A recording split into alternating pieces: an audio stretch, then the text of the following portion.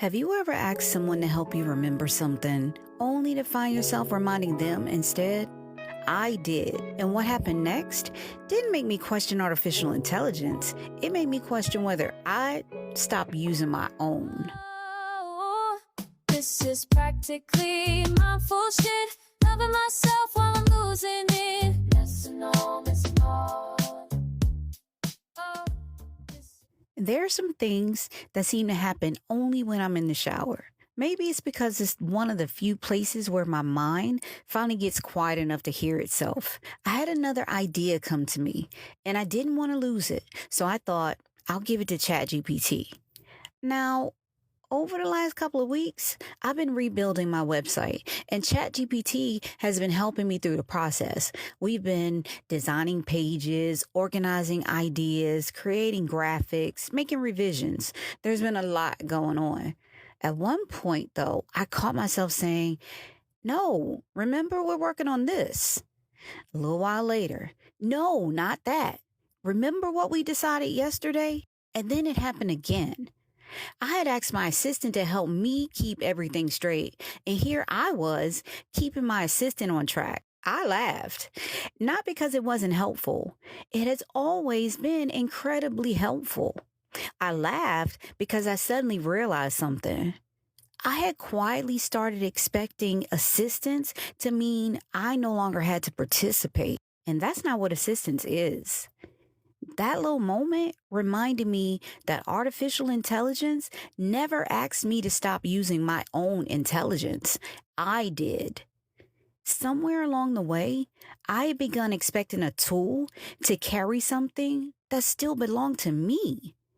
Not because it couldn't help. It absolutely could. But because there are some things no tool can do for me. It can't notice what matters to me. It can't recognize when something no longer feels like me. It can't decide which direction aligns with who I'm becoming. Only I can do that. And the more I thought about it, the more I realized this has very little to do with AI. We do this everywhere. We expect the calendar to remember everything, the GPS to think for us, the checklist to make the decisions, the expert to tell us what matters, the book to tell us what to believe, the podcast to tell us how to live. Support slowly becomes substitution. Not because anyone asked us to surrender our responsibility, but because we quietly handed it over. And that's when I realized the problem isn't having help. The problem is forgetting that help was never supposed to replace awareness. Support isn't surrender. The people, the tools, the systems we invite into our lives can make us stronger. They can make us more efficient. They can make difficult things easier.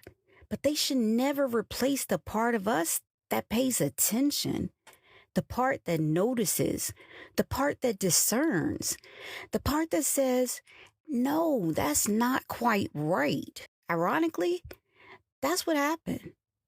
The moment I had to remind my AI assistant what we were working on, it reminded me what I was responsible for.